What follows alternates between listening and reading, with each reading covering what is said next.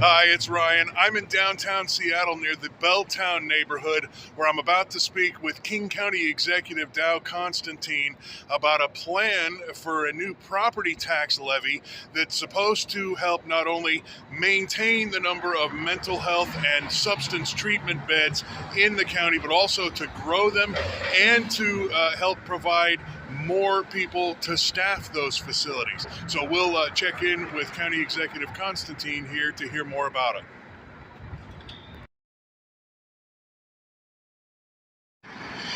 So we are in Seattle's Belltown neighborhood outside a shuttered facility which was formerly used to help with drug and substance use treatment. And of course, we're talking to King County Executive Dow Constantine, who is backing a measure that would increase property taxes for the median priced home about $121 a year to try to not only keep from losing facilities like this, but to try to add to them. So let me just firstly have you talk just a little bit about the plan and what your goals are here. So this is called the Crisis Care Centers Levy. It does three things. First, it creates 5 crisis care centers, walk-in clinics where if you're in crisis from mental health or addiction, you can get help. We have no places in the county where you can self-refer, be brought by a family member or by a human service agency right now. And you see the results of that on the streets. You see it in the criminal legal system. And it really is a challenge throughout all our communities. Second, it rebuilds the residential treatment, the long-term treatment capacity in our community. This building, the El Rey in downtown Seattle, had 60 beds for people who were recovering. It is closed because of long-term lack of funding. The federal and state governments have backed away from that responsibility. Third, we rebuild the workforce, the behavioral health workforce, the people who provide those services. Just as in many professions right now, we're losing people and we can't afford that. So we provide apprenticeships and support the compensation so we can bring more good people in to help those in need. Excellent. So let's talk about this workforce because it's, as we know, it's one of the areas where we are woefully short. Obviously, we're going to need the people to staff these facilities.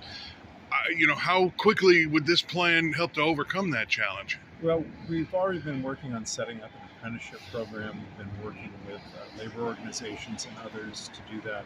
And like many of the challenges in our economy today, it's going to take a little while for us to be able to rebuild. But the alternative, doing nothing, is simply unacceptable. We'll continue to lose behavioral health care workers, lose treatment beds, and lose the potential people in our community would otherwise have.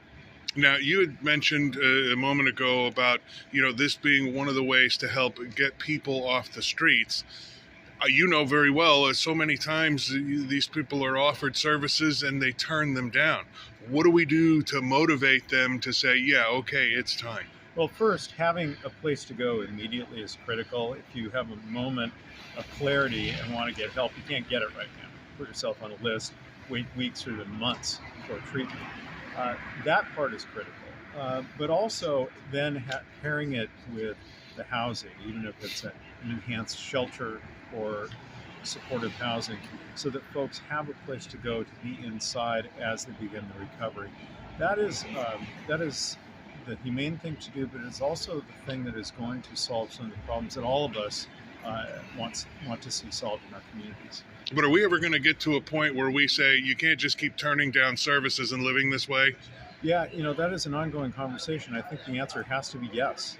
That you don't have the option of continuing to inflict yourself on the community. What we need is for people to have the option for treatment, have the access to housing, have the help that they need, the counseling help to begin to rebuild their lives. And sometimes, folks are not going to be able to ever be independent. Sometimes they're going to have to live in permanent supportive housing. But it is not reasonable for us to continue to allow people to live on the streets like this. It is not humane, and it's not good for our community. Now let's talk about the money. Back to that $121 or so, give or take. Because there are going to be people who say, we keep piling stuff onto our property taxes. There was another one last year. I mean, at what point do we say, yeah, another levy is a better option than finding the money somewhere else where we don't necessarily need to spend it? Well, I'll say right now that I welcome the state legislature in reforming the state's tax system. We have, by most accounts, the most regressive tax system in the nation. And yet, if we use that as an excuse and stand idly by and do nothing, people will continue to suffer. We'll continue to see this homelessness problem. We'll continue to have our jails filled with people who really need to be out receiving mental health treatment. So those two things are not mutually exclusive. The reform has to happen. The tax reform has to happen.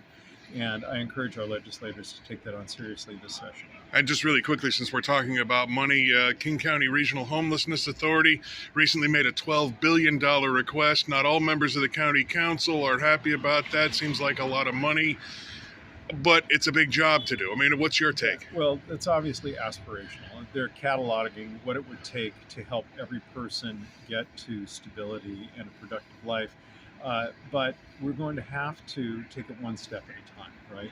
And nobody has $12 billion. It's beyond the capacity of county and state government. But this is a critical missing element. This behavioral health and crisis capacity is at the intersection of homelessness and the criminal legal system and just the humanitarian crisis that's going on in our communities. So it's the right thing to do right now, and I'm very optimistic that people will embrace it. All right, very good. King County Executive Dow Constantine, thank you, sir. Thank you.